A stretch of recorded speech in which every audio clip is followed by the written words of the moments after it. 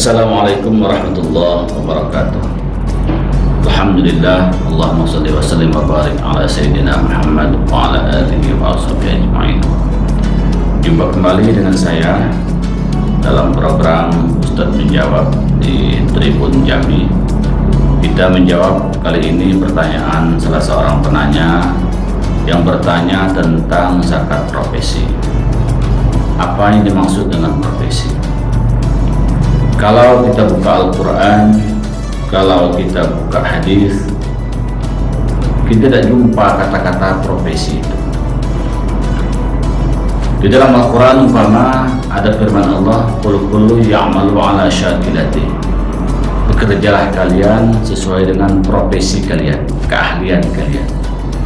Tapi itu bicara secara umum, tidak bicara dalam konteks zakat. Dalam bahasa fikih sering zakat profesi ini disebut dengan malul mustafad, harta yang wajib dikeluarkan dari profesi itu disebut dengan malul mustafad. Nah, kalau kembali kepada hadis-hadis yang ada pada kitab-kitab hadis, Rasulullah hanya mewajibkan pada barang-barang tertentu. Pada zaman Nabi memang tidak ada belum zakat profesi ini. Tentang perhiasan ada, tentang peternakan ada, tentang perniagaan ada, tentang rikas barang temuan ada. Kapan baru ada zakat profesi ini? Zaman sahabat juga belum ada. Dia baru muncul pada abad modern ini sesungguhnya sebuah definisi tentang mal mustafad ini. Namun para ulama ketika mengkaji fikih pada zaman Khalifah Umar bin Abdul Aziz umpama, mereka telah menemukan pemotongan sang khalifah kepada pegawai kerajaannya, gaji mereka itu langsung dipotong untuk bagian daripada zakat profesi itu.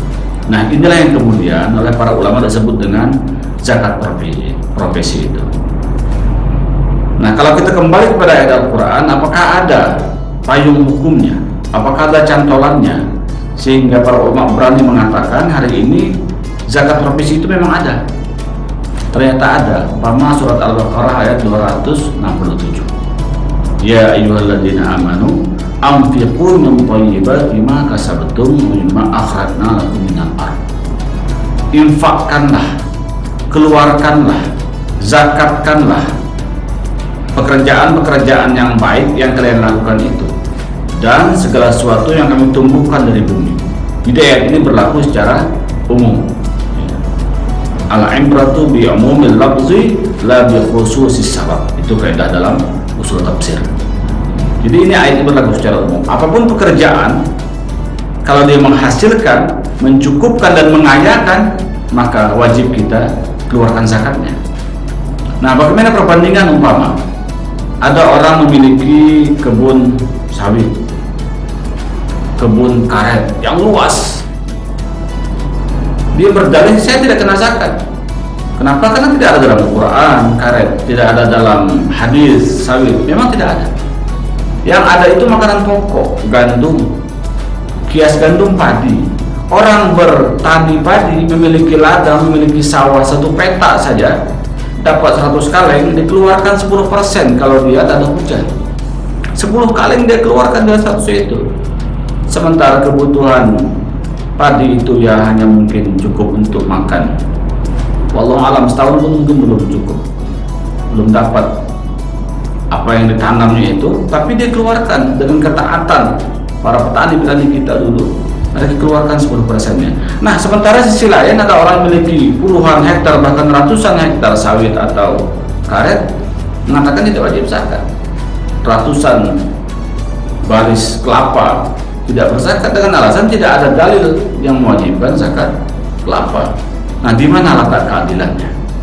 Maka dari itu, para ulama hari ini mengatakan seluruh harta kalau dia mencukupkan bahkan mengayakan, gitu ya, maka dia juga kena zakat. Berapa? Sama dengan zakat perniagaan, 2,5%. 2,5%. Kalau yang lain kan jelas ya, peternakan kambing kalau 40 keluarkan 1.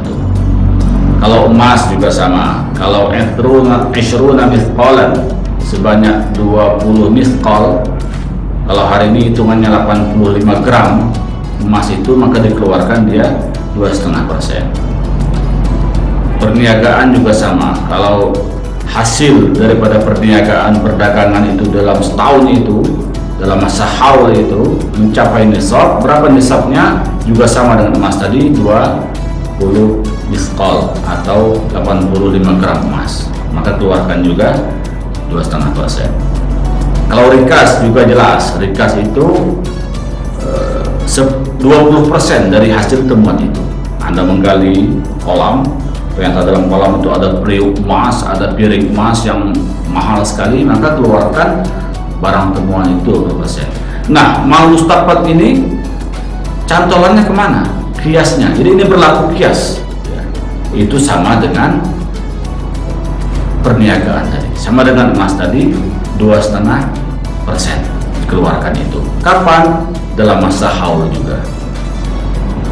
Berapa kapan dikeluarkannya itu dalam haul itu juga. Bolehkah dikeluarkan itu tiap bulan? Nah, menurut Syekh Yusuf Al-Qaradawi boleh. Jadi ini sama dengan ta'jil zakat, menyegerakan zakat. Jadi kalau kita punya gaji umpama di atas 5 juta hari ini, insya Allah kena itu daripada zakat profesi itu, dikeluarkan setiap bulannya, sehingga ketika setahun nanti sampai ke haul Anda tidak perlu lagi mengeluarkan daripada zakat mal itu tadi, atau mal mustaqbal atau zakat profesi itu tadi. Jadi itu ya. Jadi kalau dikalikan saja 85 gram emas hari ini dibagikan berapa 1 gramnya, ketemulah kita angka setahun itu berapa dibagikan 12. Nah itu, jadi kalau untuk mengali berapa kewajiban zakat profesi yang ada pada kita. Jadi itu sistemnya keadilan. Islam itu menginginkan keadilan ya. Bagaimana orang yang kontrak sekian puluh juta, orang yang kontrak